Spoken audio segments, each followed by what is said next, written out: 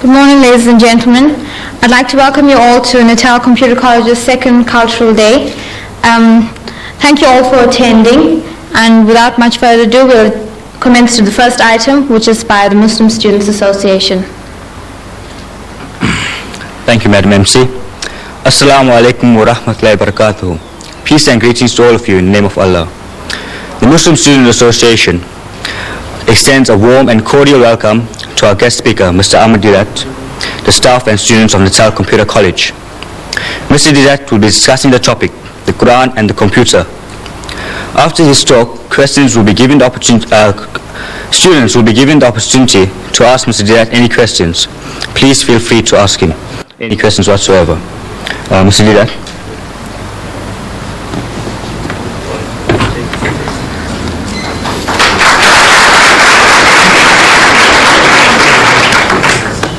Assalamu alaikum wa rahmatullahi wa barakatuh. It means peace and blessings of God to each and every one of you. I feel privileged to come to speak to your computer college, and the subject that I have chosen is the Qur'an and the computer. Naturally, you are inquisitive, wanting to know that this book of Islam, the Holy Qur'an, which was revealed 1,400 years ago, did it have anything to say about the computer? Mr. Deedat, you ask, how do you fit in the Qur'an with the computer? I said, you see, for a long time I myself didn't see it. I have been reading the Qur'an in a translation form like this one, the Arabic text with the translation, and I have been reading verses and they gave me some faint idea, but I didn't have a very clear picture until about 1975. How did it come about that I can see this relationship between the Quran and the computer? In 1975, I get a phone call from Zambia telling me that 8 tickets are waiting for me at the South African Airways. I must go and pick them up to visit Zambia on a lecture tour. So I rushed down to the center in Aliwal Street and Smith Street corner, South African Airways, and I go to the man at the reception and I tell him that I have had a phone call from Lusaka, Zambia, telling me that an air ticket is waiting for me. I have come to pick it up. And I know what I was expecting. I was expecting a booklet, coupons. You know what air tickets look like? Those coupons. So I was expecting such a thing like that. So I asked him that, look, I have come for it. So he tells me, said, see one of these ladies. About a dozen of them were seated in a semicircular form with those terminals, visual terminals.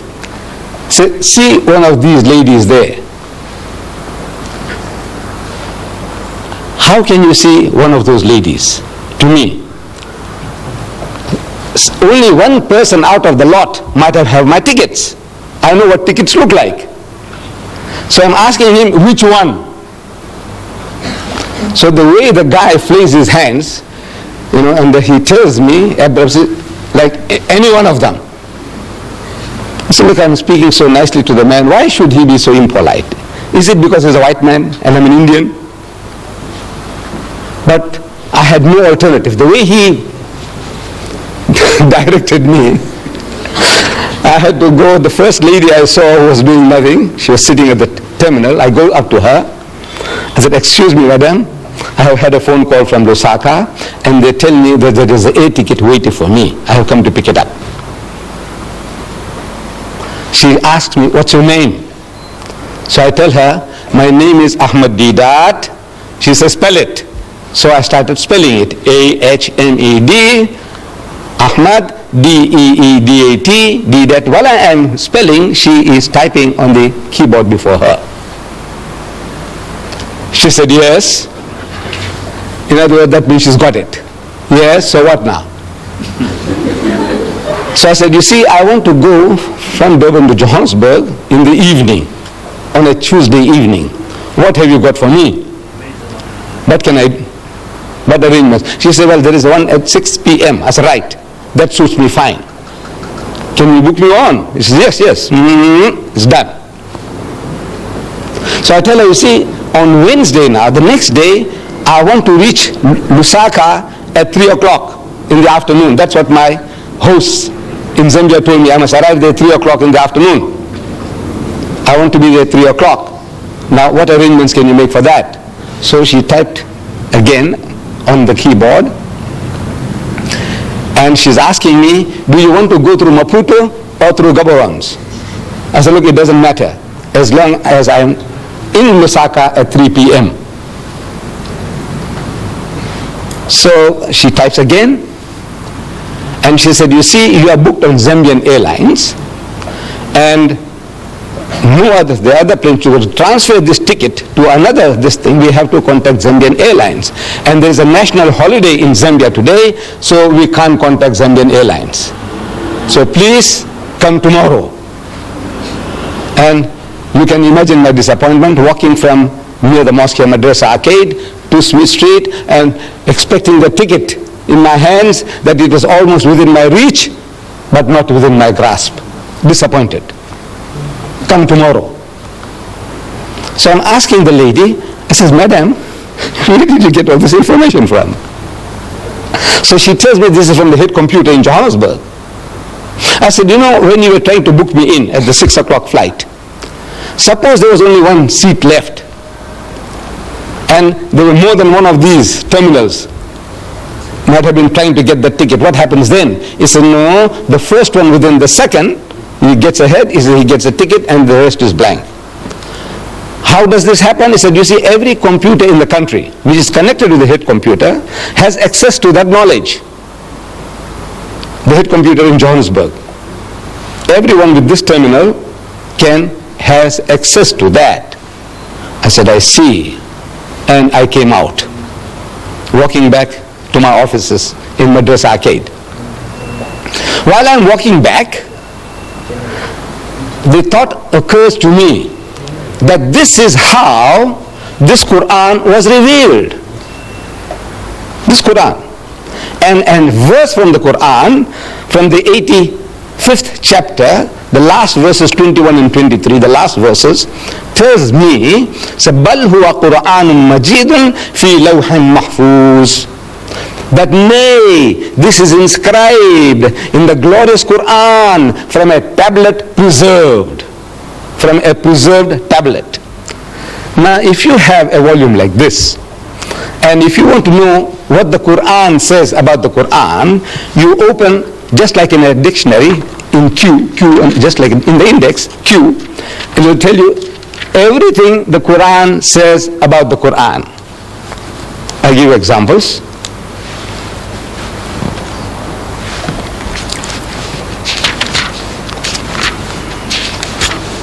Qur'an. The divisions of the Qur'an, how it's divided into chapters and verses. Inspired message cannot be produced by other than divine agency. Verses, fundamental and allegorical, these are different topics. God is witness to the Qur'an. God's revelation, the Qur'an. Follow it and do right, the Qur'an. Respect and attention due to it. Book of wisdom, the Qur'an. It's in Arabic, the Qur'an. Described, and on and on and on. What does the Qur'an say about the Qur'an? The last subject in this index on the on the Qur'an, it says the tablet preserved. The tablet, this, when you have it, you'll be able to see it with your own eyes. It says tablet preserved, chapter 85, verses 21, 22. I read it to you. So the picture comes to me, this is how it happened. See, the whole picture comes along, the history of Muhammad, that he was in Medina, I have been reading, and a Christian deputation had come from Najran, an outskirt of Yemen. They had heard that another Arab now, he's claiming to be in communion with God, he's claiming to be a prophet. So these Christians, they said, let's go and see this another Arab, and we will question him, cross-examine him, want to know what does he know about religion. So they come to Medina, and they are housed in the mosque of the Prophet. They sleep in the mosque, they eat in the mosque, and they have a dialogue in the mosque for 3 days and 3 nights. It's going on. During the course of that discussion, the spokesman for the Christian is posing the question, among so many other things. He said, all right, now tell us, O Muhammad, what is your concept of God? And Muhammad, according to tradition, he doesn't just start answering. He, so to say, presses his spiritual buttons. There were no buttons to press. But I said, so to say, he presses his spiritual buttons, trying to commune with God. He said, oh my Lord, what shall I say? What shall I say? He could have made a case, like we do. At times when we are asked questions, we have no ready answers, so what do? We beat around the bush. We fumble to gather our thoughts. You see, it's like this, and it's like that, and so on. While we are talking, while we are trying to share, our thoughts are coming into focus. That's what we do. If I were to ask you, my children, what is 6 times 6? Immediate answer. I take it. 36. 6 6 36. I say, what is 12 times 12? You say 144. Because you have a ready answer. But if you didn't have a ready answer, what do? You say, well, you see, 6 times 6, you take 6 and you put 6 times 6, 6, 6, and then we add, and 6 and 6 is 12, and 6 is 18, and you are fumbling for the answer, but you will get it, but you fumble for it. That's how what we normally do. Muhammad doesn't do that. He could have said, you see, our concept of God is almost identical to yours. You see, you believe in the God of Abraham and the God of Moses and the God of... He said, well, we also believe... This is how we all talk. That's how we talk. Not so Muhammad. He's asked a question and he must get it from the highest authority, from the head computer. So what he does, he presses spiritual buttons and comes the answer through his mouth. He is the end terminal. Every prophet of God is an end terminal of that head computer, the knowledge of God. If you are that, you have access to that computer, the head computer, and you have a problem and you commune, say, oh my Lord, what shall I say? He said, tell them, Moses was told, tell them, thou shalt not commit adultery, thou shalt not covet thy neighbor's wife, thou shalt not steal, thou shalt not kill. You see? So he's telling them, from the head computer, whatever knowledge is given, the prophet of God, the man of God, he articulates them. So he wants to know, what shall I say? Comes the answer. You will see it in the 112th chapter of the Qur'an. Amazing. You open the chapter, it begins. Qul huwallahu ahad. Say, he is God the one and only. Allahu samad, God the eternal absolute. Lam yalid wa lam yulad. He does not beget and is not begotten. Wa lam yakul lahu kufuwan ahad. And there's nothing like unto him. Finish. Whole chapter is finished. 4 verses. And back to normal. He said, you see, this is our concept of God. When he spoke, while he was speaking, the normal discussion was on a different level of speech. Now, when he's uttering those words, he's on a different level. قل هو الله أحد الله الصمد لم يلد ولم يولد ولم يكن له كفوا أحد. And back to normal. He said, you see, this is our... Where did he get it from? He's asking. Oh my Lord. Nobody heard him. Nobody heard him say that. But he's asking, what shall I say? Comes the answer. I want you to see it in this book. It starts, say, he is God the one and only. So why say? A chapter begins, say, he is God the one and only. Why say? Because asked, what shall I say? Comes the answer, say, he is God the one and only. Now, this is how every verse of the Qur'an was revealed to the Holy Prophet Muhammad according to his needs from the head computer. He is the end terminal. As I said and I repeat, every prophet of God, every true messenger of God is that end terminal. We are not. We haven't got that facility to make a direct contact with the head computer. Now this preserved tablet, what is a tablet? To me, that screen is a tablet, a visual screen. Your blackboard is a tablet. Your whiteboard or your green board, on which you write, is a tablet. Your computer chip is a tablet. The tablet of stone on which Moses wrote the 10 Commandments is a tablet. Now this tablet that God is talking about is not made of metal or stone or the silicone chip. It is a spiritual tablet, a spiritual knowledge. It is not material. Now what do you want to know? What else do you want to know? This is some aspect of what the Quran says about the Quran. What do you want to know about the Muslims and about Islam? Everything is in this book. The easiest way to have access to this knowledge about the Muslim is the book. We ourselves, we might be confused. The Muslim can be confused on so many things. But if you want to know authoritatively, what does your book of authority, the Quran, say? So you go to the Quran. So if you open the index, some of the subjects, I just give you a quick glance at some of the subjects. This book, claiming to be from God, naturally it must tell us everything about God that we can know. So, under G, look for God. There are more than 140 different references that you have access to from here, from this book, from this index. God. He is your protector.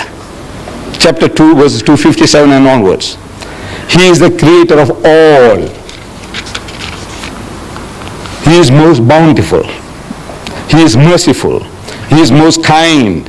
He is beneficent. He is the orphan's shelter. He is the wanderer's guide. The guy who is wandering around, he is a guide to him. He satisfies your needs. God present everywhere. He is unity. He is one, not one in a trinity. He is not one of two. He has got no begotten sons. He is wise. He is best disposed of affairs. He is most high great. He is irresistible. He is never unjust. He is exalted in power. He is free of all wants. He is worthy of all praise. And on and on and on. You want to know what does it say about man? Under M, look for man. Man means mankind. Men and women. Man. Let's see what it says about man. Man.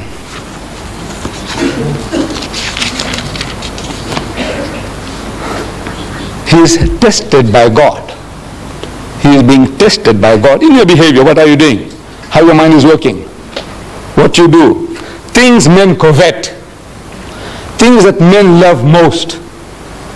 And here, I might ask you, here, man as a male, I want you to tell me, if you can, what does he covet most? What does he love most? What does he want most? Huh? Money. Now don't be afraid. No harm done. We won't disqualify you in your exams. Yes, my child. Materialistic. Power. Huh? Huh? Who said that? Who said that? What did she say? Woman. Woman. Yes, woman. Look, this is 1400 years ago. This man Muhammad is made to say, things men covet. I want you to look it up when you have this book. You will have this book. Each and every one of you will be entitled to this book free. I will give it to you all free. This encyclopedia. So no use me tantalizing before you. You know that golden carrot, and says, you see, it's there, it's there, it's there. And he says, where do you get it? I say, you see, you go to the Islamic Propagation Center and you buy one. Now I want to do business with you. No, I'm not here to do business. So the Quran says, ذُيِّنَ لِلنَّاسِ حُبُّ الشَّهْوَاتِ مِنَ النِّسَاءِ. So fair in the sight of men is the love of things they covet. Number one, مِنَ النِّسَاءِ, of women. وَالْبَنِينَ, then your offsprings, your children. وَالْقَنَاطِيرِ الْمُقَنْطَرَةِ مِنَ الذَّهَبِ وَالْفِضَّةِ, and hoarded heaps of gold and silver, and wealthy land, and horses branded for excellence. These are the good things of this world's life, says the Quran. But the nearness to God is the best of goals to strive for. Number one, the greatest distraction for man is woman.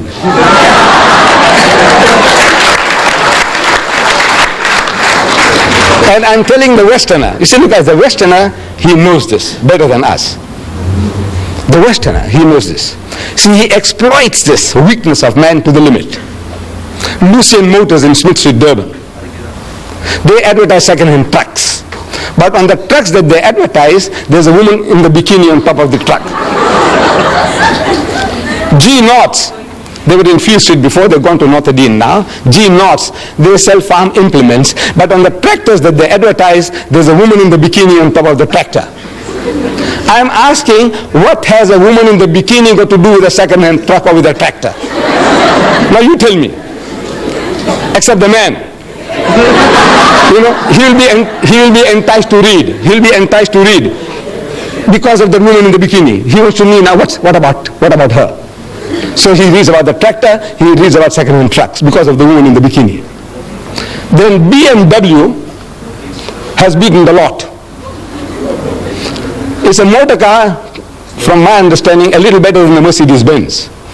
I have had my Volkswagen Beetle 4 times over. You know, I had the first one, 120,000 miles I did, and then next one and next one. Now they don't produce them anymore, those Beetles, you know.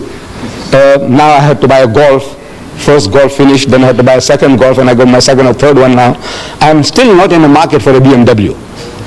I don't know about you, Mr. Maharaj, Natal Computer College.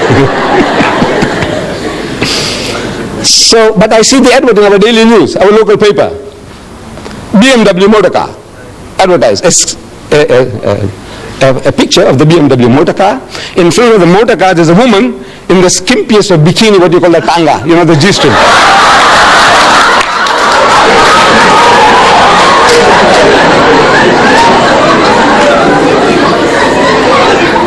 And in front of the motor car, this woman is standing, you know, in a lustful, enticing pose.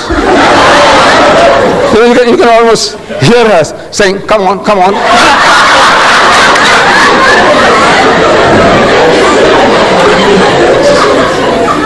And it is written at the bottom, "Test drive her now." Who?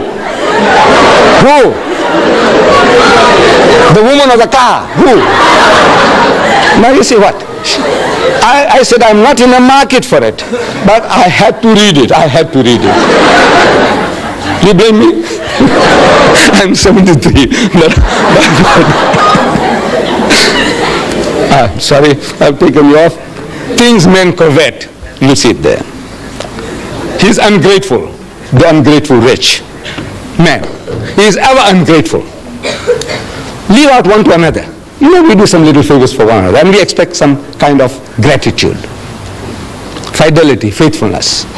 One of our South African poets, he describes it very beautifully, the ingratitude of man. He says, fidelity, faithfulness, is said to be a human attribute which makes a modern gentleman distinguished from the brute. But that supreme fidelity, inborn in every hound, in every dog, which is the mark of man's best friend, in man is rarely found. This faithfulness, gratitude, the dog shows it. But mankind in general, the most ungrateful of people, one to another and to our Maker. If you are not grateful to our Creator, what is man to man? What? I give you this book, and I expect you to be, every time you say, Mr. Deedat, thank you very much, for that book. I expect that from you? No, I don't expect it. I shouldn't expect, because if I expect that, I'll be disappointed in mankind. I won't do anybody any good at any time. So look, these are all ungrateful riches. Let them go to hell. I said, no, that's not my job to send people to hell. I said, no, I must do my best. I don't expect any reward from anybody at any time. He's ungrateful. He is given to hasty deeds. Everything he does in a hurry, and then he regrets afterwards. And on and on and on. What do you want to know? You want to know about Jesus, open J.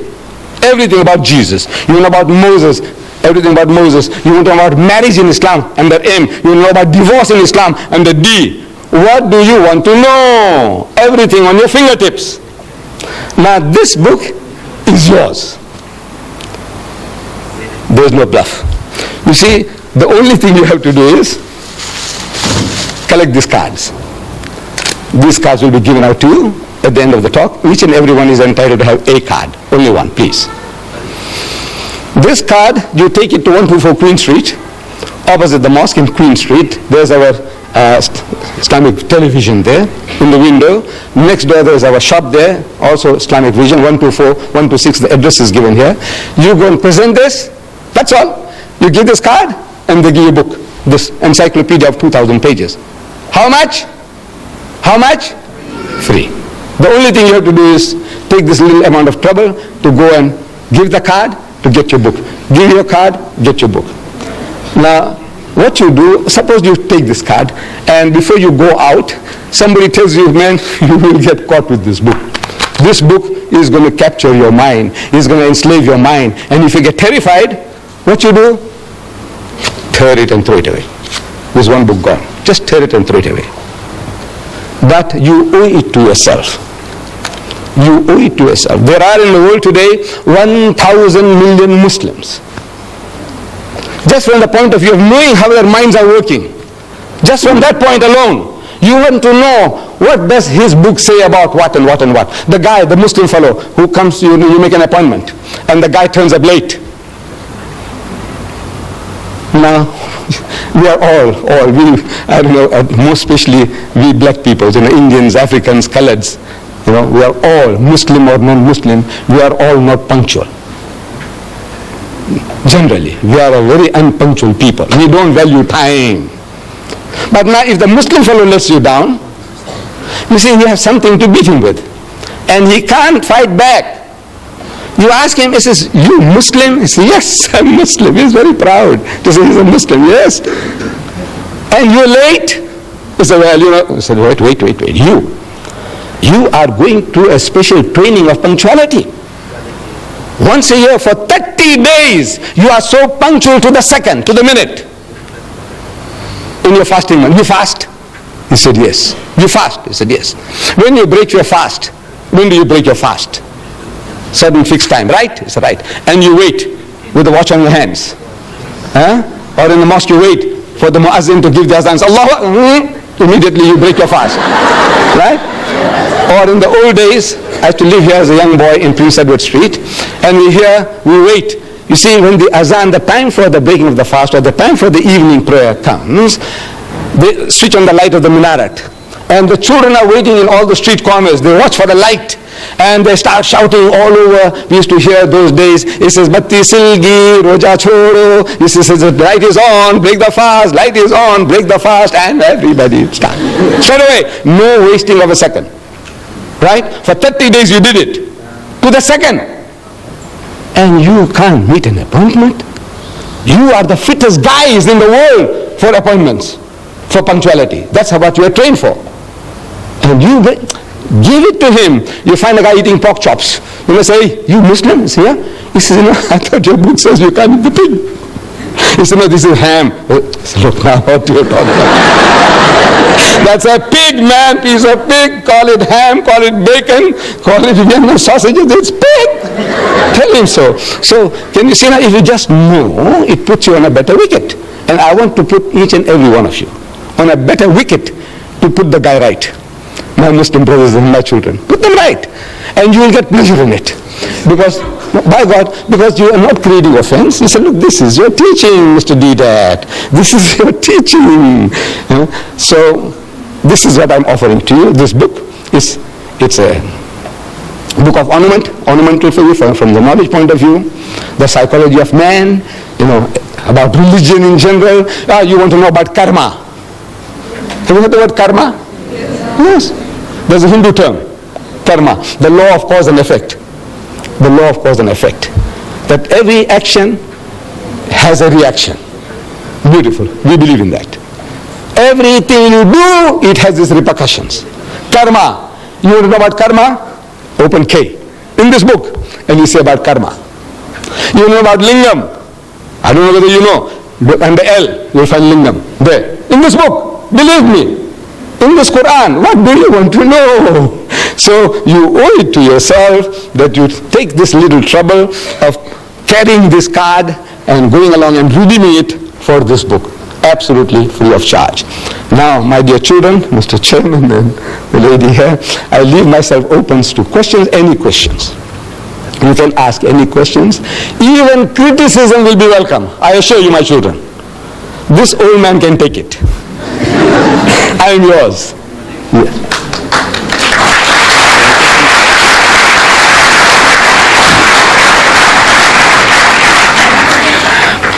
Thank you, Mr. Deedat, for that rather enjoyable and enlightening talk. Please feel free to ask Mr. Deedat any questions whatsoever.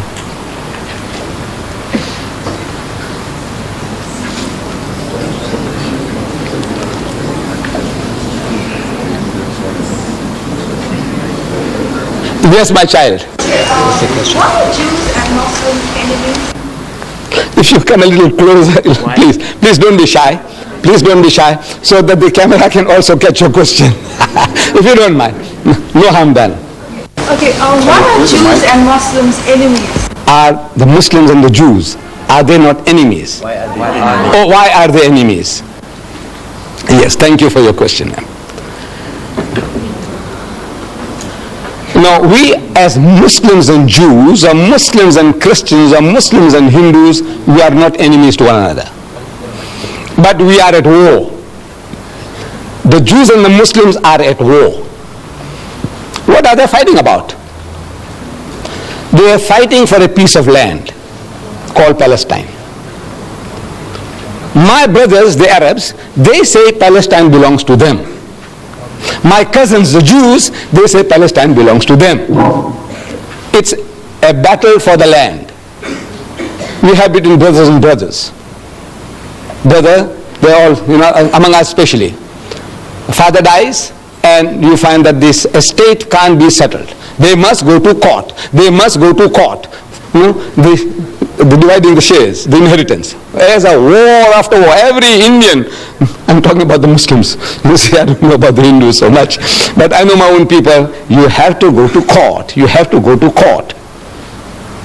So, this is brother and brother. We are brothers and cousins now. And both are claiming the same piece of land. What are the rights and wrongs of it? Now that is something that we can discuss. We can talk. For example, I'm talking to the Jews. I say, come and talk to me. I'm talking to the Jews. I've spoken to the University of Cape Town. I've spoken to them here at the Natal University. I have had so many discussions with them. I have written a book, Arabs and Israel, Conflict or Conciliation, and I sent it to every influential Jew in the country, in South Africa. The reaction was, they want to kill me, they want to bomb me. I said, come, talk to him. So I got it all recorded, when they phone up and they use abusive language and what they're going to do to me and all that. I said, come and talk. Because my book says, call them. Call people to a dialogue. Come, let us talk. See if we can see reason. So it is not Muslim want to kill Jews or Jews wanting to kill Muslims. Because we have lived together, Muslim and the Jews, for over 1,000 years, no problem. You see, in Spain, the Muslims ruled Spain for 800 years. And the Jews were the second highest in the hierarchy, doing work among the Muslims. The greatest achievement of the Jews was by the Jews in Spain and the Muslim rule. And for 1,000 years, when the Christians were persecuting the Jews, and when they ran for shelter, protection, refuge, they went to Muslim lands. And every Muslim country accepted them with open arms. Say, ahlan wa sahlan. It's a family and plain, come and live among us. We are the children of the same father, Abraham. Abraham had 2 sons, Ishmael and Isaac. You are the children of Isaac. You are the children of Ishmael. As such, we are brothers. Come live together. And they lived for 1,000 years, not a single riot against the Jews, nothing. The only time the problem started was with Palestine. When the Jews, they went to seek shelter there, and they went and they filled up, and then they said, now we will take over.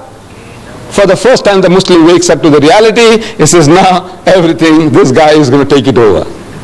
Inch by inch, the guy's got in. Now he's got the backing of the Western nations, and he's technologically more advanced than the poor Palestinians. illiterate, ignorant people, and he says, now these are easy meat for them. So now they wake up and says, no man, this is not right. So this conflict from 1918 onwards, prior to that, no problems between the Muslims and the Jews. Any other question? Yes, my son. What's your opinion on satanic verses? Well, as the word says, satanic. The guy is satanic. The guy who wrote the satanic verses is satanic. You see, the trouble is that bulk of the people, nobody has really read the book. In the Royal Albert Hall, I went and spoke about that book of Rushdie. 6,000 people. And I made the chairman to read the introduction. There's a poetic introduction, a quotation by Daniel Defoe, some literary man, his quotation about the devil.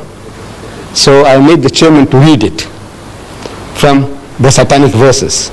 And the chairman read it and is asking 6,000 people, anybody at any time has read this?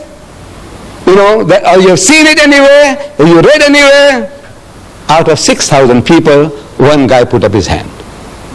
Where? In the satanic verses. Then I'm asking the people, the audience. I said, you see, Rushdie has something special to tell about you Londoners. I said, on the very first page, he calls you all bastards. You Londoners are all bastards. Do you know that? No. I said, Londoners, I said, whether you are an English Londoner, or a Pakistani Londoner, or a Sikh Londoner, or a Hindu Londoner, you are a Londoner, you are a bastard. Shocked. I said, look, what have you been reading? You say this book is very good. I said, come on, talk to me. Then, of course, it was more than an hour's talk. I'm giving him what he says about Rama, what he says about Sita. Did you read it? He says, no. I said, you were going to kill him, you. What is about you white people? The whole white race is his white women, no mine, fat, Jewish or non-differential. White women, I can't say. There are other words. What they are good for. I can't. But I said, now you talk to me. You want to know? I said, you white man, you know what he says about your mother, your wife, your sister, your daughter. You Jew, you know what he says about your mother, your wife, your sister. I want to know what are your reactions. Then this is what he says about Rama and Sita. This is what he says about all of your whole white race. And on and on and on. The filthiest, dirtiest book in my life I ever came across was the satanic verses. Really satanic. Keep away from it. From the price point of view, at one time it was costing 15 pounds. There's 75 rands. You know 75 rands on that? It's about 540 pages. 75 rands. Here I'm giving you, my son, 2,000 pages free of charge.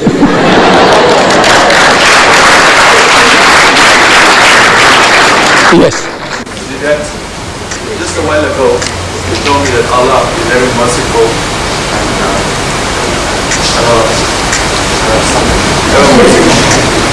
Now, I know someone rushed you terribly wrong, right? But anyway, we're living in the modern times now, and we have freedom of speech, freedom of writing. But that's besides the point. If Allah is merciful, who are we as people to report judgment on Rushdie? Because, you see, we didn't create Rushdie. He was created by God himself, right?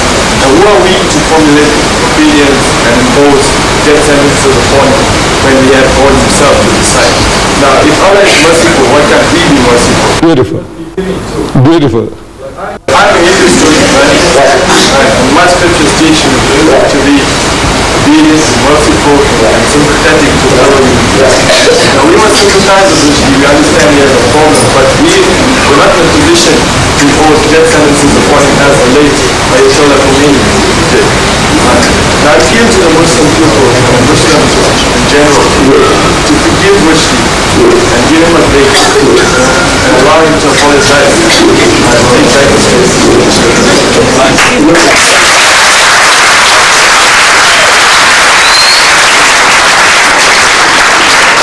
My son, very beautiful thoughts. God is merciful and we are expected to be merciful. He is just and we are expected to be just. He is beneficent, we must be beneficent. Charitable. He is holy, we must be holy. That is the teaching of Islam. That is the teaching of Hinduism. It's a beautiful teaching.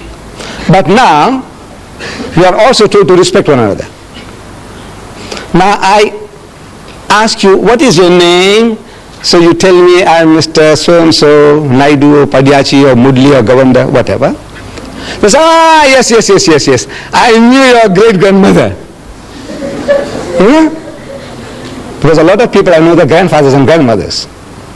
I'm 73 now. Since I was a young man, I have been moving around a lot, you see, I know. So I said, yeah, your grandma, yeah, man. Weekends are straight, she used to live there, you know.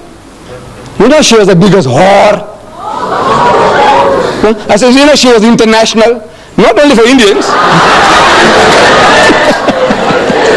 Now, if you punch me in the jaw, have I a right to blame you?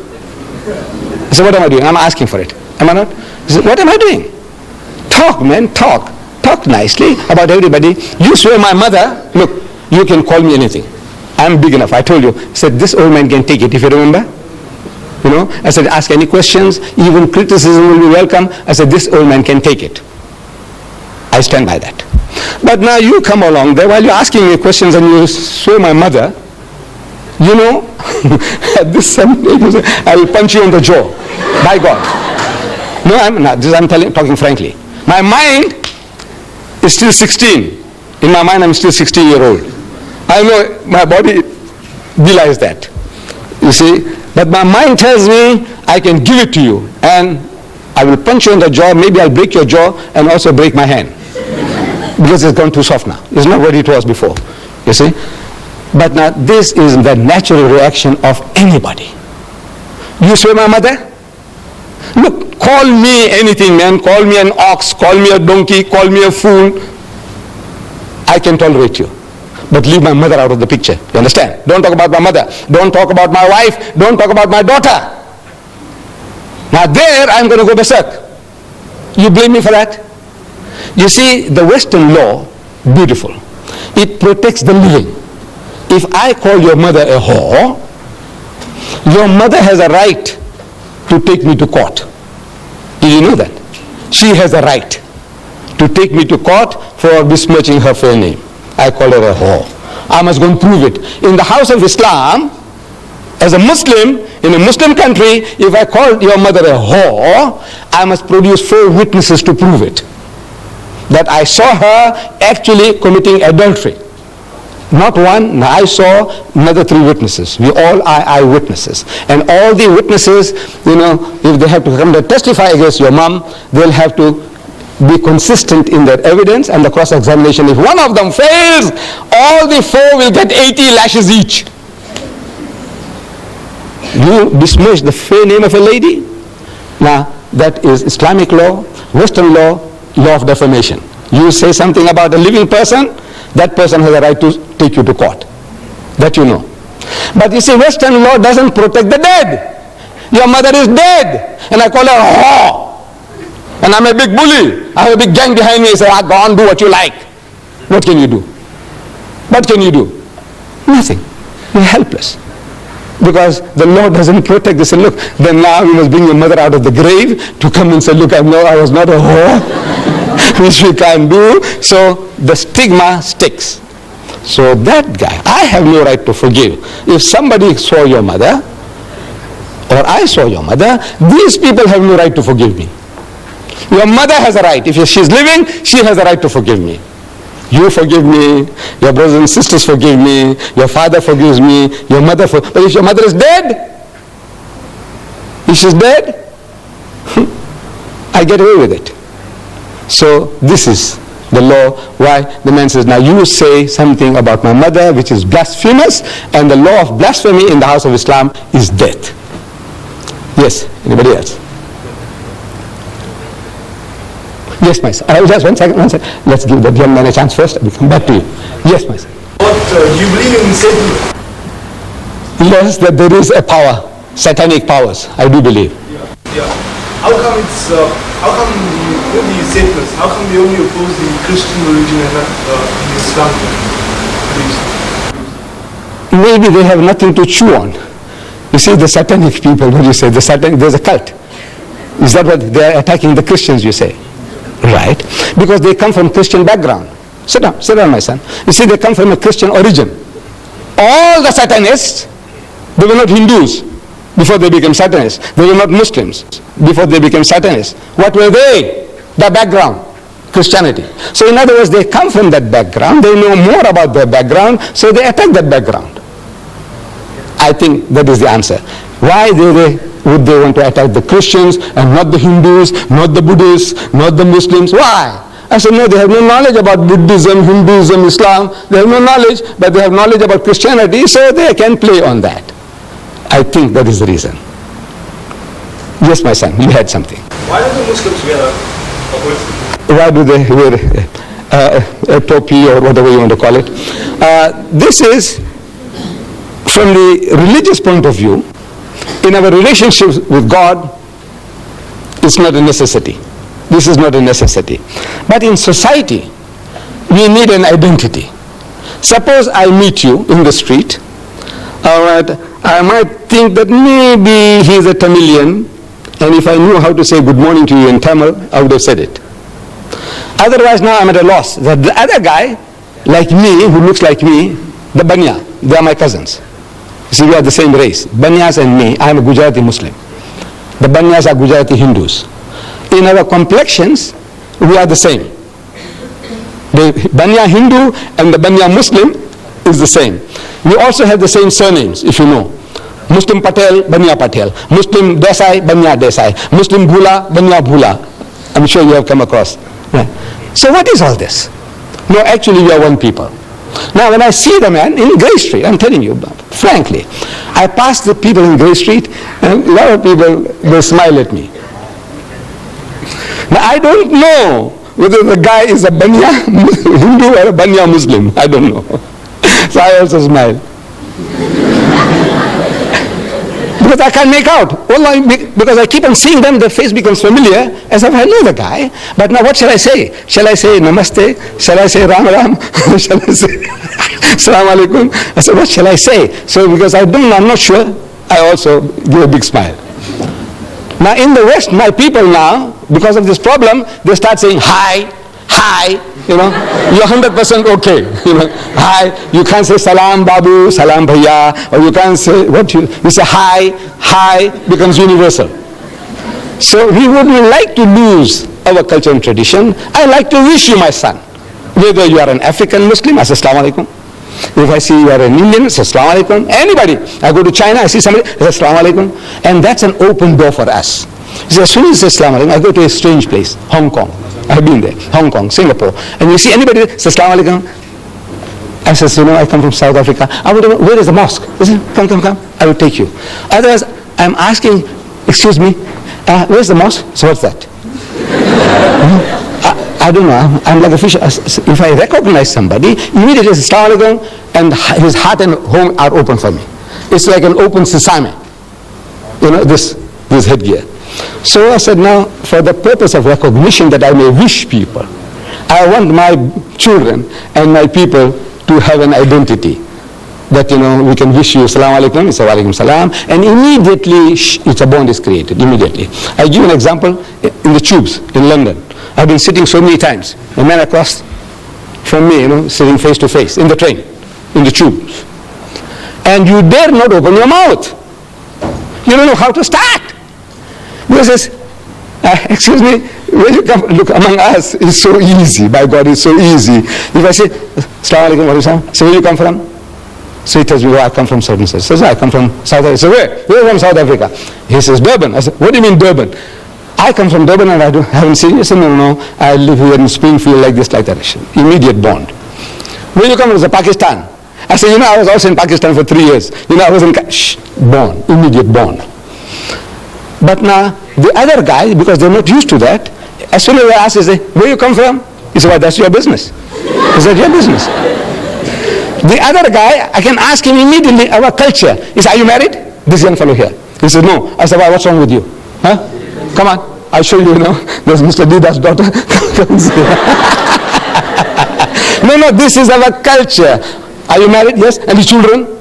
Look, this is to us like we are all open book to everybody. We want to know. We want you to know everything about me, and I want to know everything about you. And this does it when I know that this is our cultural background. I can talk to you more freely. Otherwise, I'm afraid. If as soon as I ask you some question, you say, "What are you from the inspectorate? Receiver of revenue? What is it?" Yes. Yes, lady. Yes. Why don't females go to mosque? Yes. Why don't females to the mosque? Yes.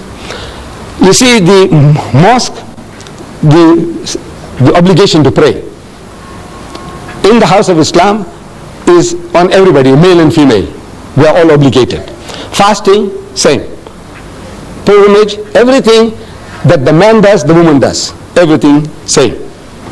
But there is what is called a segregation of the sexes in the house of Islam.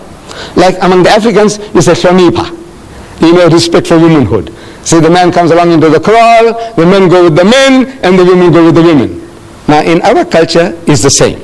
There is what is called a segregation of the sexes. Men and women are not allowed to freely intermingle. So in the absence of a separate facility in the mosque, where they can come into the mosque without intermingling with men, they pray at home. But now in the mosques in South Africa, provisions are being made. Where you have a separate entrance for the ladies, separate ablution facility for washing, toilets, everything separate. They are in the mosque yet out of the mosque. In other words, what is forbidden is free intermingling. In the house of Islam, means in our teaching, no Muslim man has a right to be alone with a woman who is not his mother or wife or sister or daughter. Everybody else is to keep them at a respectable distance. If I was going to Johannesburg, alone in the car, I need company.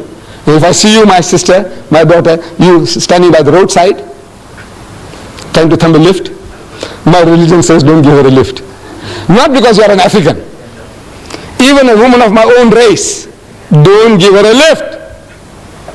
But if she's accompanied by a man, maybe her husband, maybe her brother, maybe her father, it's an act of charity. Come inside, I'm empty, where are you going? I'm going as far as Newcastle, etc. Get in. Free. It's an act of charity. But if the woman is alone, whatever race, my own race, they said, don't give her a lift. Why? Because it is a challenge to man's manliness if he doesn't make some suggestions. This is man, any man, every man, unless he's a hypocrite or something else wrong with him. A man is a man. He has a woman beside him and is traveling alone now. He wants to know, are you married? He says, no. Have you got any boyfriends?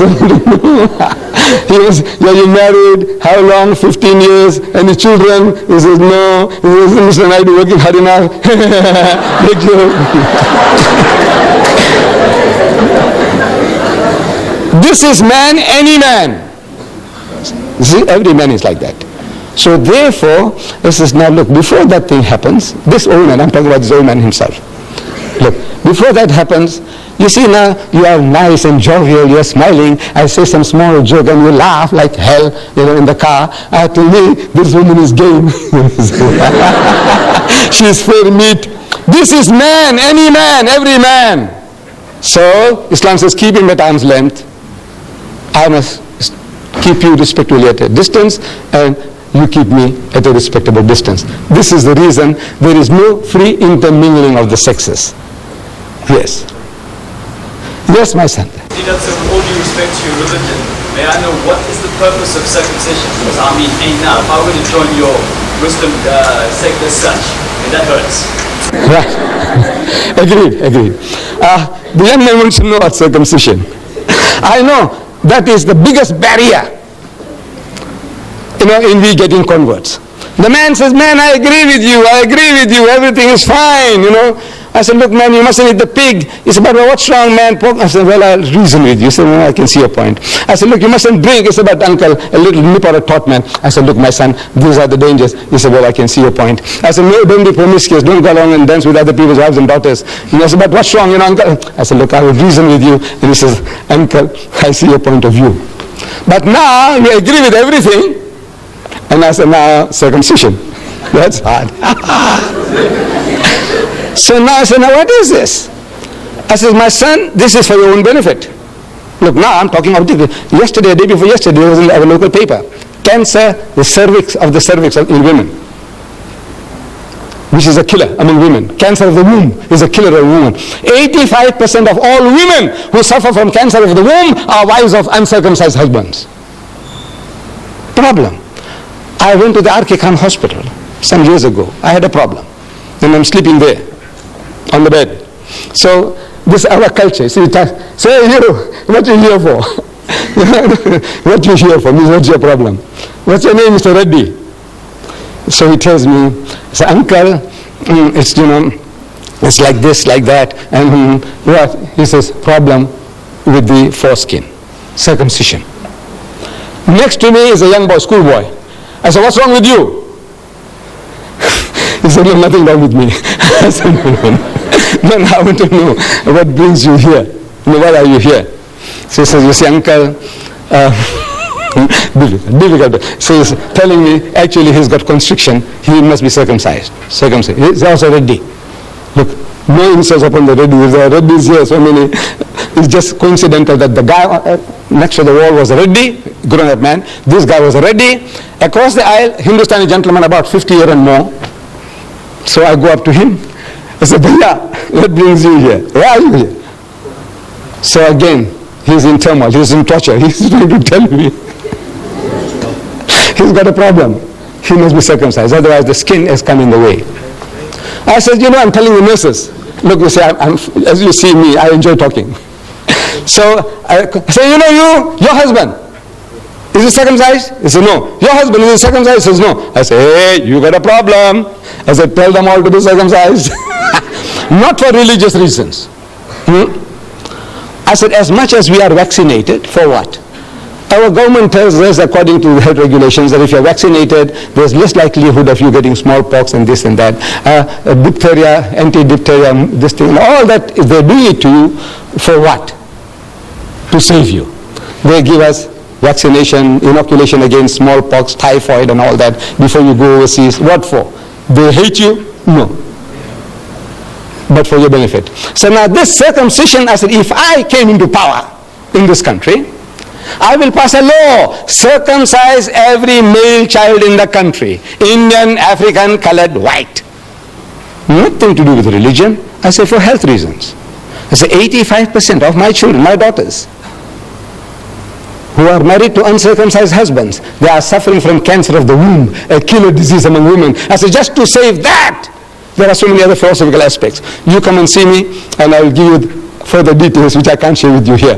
But I said now, just that alone, 85% of the women who suffer from cancer of the womb are wives of uncircumcised husband. I say circumcise everybody. It's that operation. You know how easy it is. You see, previously under primitive condition, the septic, this thing lasted for a long time and you suffered. Man, I had a young man circumcised on a Sunday morning, and Monday morning on a bicycle he went to work. It is as difficult as that. Sunday he gets operated on, and Monday morning he's riding a bicycle, he's making deliveries. Yes, my children. Anything else? Yes, my son. Satan is a chap Christian most because Christian, the background of Satan are from a Christian background. But wouldn't you state, looking at the Bible, that the reason why Christians are attacked is because of the conflict between God and Satan and the ultimate prophecy of the ultimate defeat of Satan by God, which is shown in the Bible? I didn't hear the detail of your question, but I think it's again about God and Satan. I think if you come a little closer, please. I'm sorry. I can't hear too well from that distance. Yes. That when Devi asked you about Satan and Satan's and Christian, right? You stated that Satanism. Satanism and Christians. The Christians are attacked mostly by Satan. You said that Christians, that Satan is, the background is from Christians. But looking at the Bible, wouldn't you state that the reason which it seems better looking at the Bible is that God and Satan always were in conflict with each other, and there was prophecy that Satan would be ultimately defeated by God. Wouldn't you say that is the reason why Satan is anti-Christian? I don't know really Satanism, what is the philosophy, why they are out to promote Satanism. maybe Satanism gives them that freedom to do anything and everything, which religion doesn't allow you. Hinduism won't allow you this thing, that thing, you won't allow you. It tells you, no, thou shalt not commit adultery. Hinduism says that, Islam says that, Judaism says that, thou shalt not kill. We have certain common denominators. But now, as soon as the person starts straight-jacketing you, as a Hindu, as a Muslim, you want to be free to do what you like. You want to behave like an animal. You want to behave like a pig. People want to behave like pigs. So now the best thing is to disown. Just to disown religion altogether. And they said, now this is a new cult. They call it Satanism. But now the battle is with us.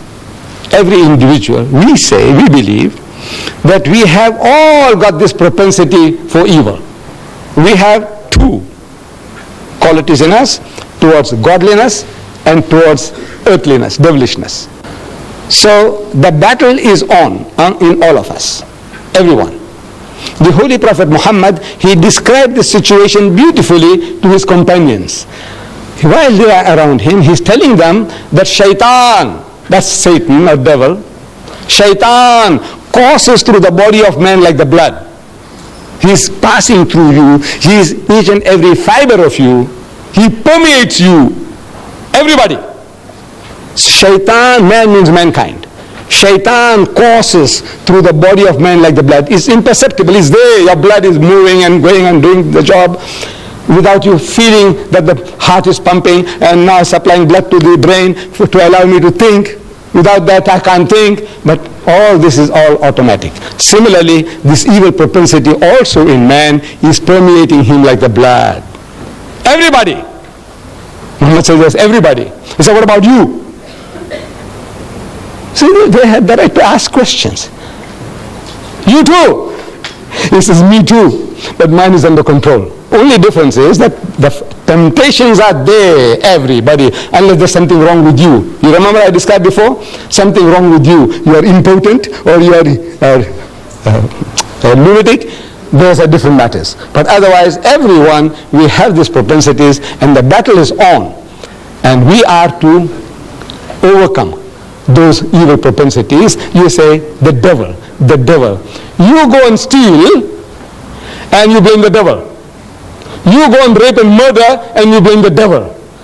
I want to know whether the devil came to you with horns, with a tail, with a barbed hook, with a ready complexion, and he told you to go and rape that woman. Did he? No. What is this devil you're talking about? It's you yourself. You are that devil. You are that Satan. But now very easy to pass the buck, blame some other guy. He told me to do this. And who told you? Did you see him? Did he whisper in your ears? What did he say? Did he speak to you in English or Zulu? That's Satan you're talking about. What did he tell you? In Tamil? What did he tell you? So this is like a good thing, passing the buck. The thing is, it's with you, in me, in you, in me, and we are to give battle to these forces through the guidance of God. Whatever God tells us, he says, no, I shall not do it, I'm programmed. So we are shown the two broad highways according to the Quran. Two broad highways, one leading to salvation and the other leading to hell. The choice is yours and you have the freedom of choice. That freedom of will is given to you. You make your choice and you make your decision and therefore you are accountable. You will have to pay for it. You might get away here, but not in the hereafter. Yes. You want me to continue? Yes. So if you have any more questions, I'm here. You have had enough. All right.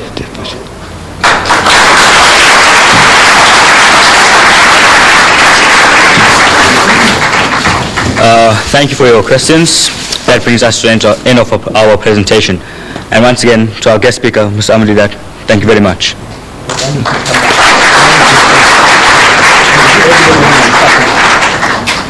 Thank you, Mr. Deedat, for a very enlightening and interesting speech.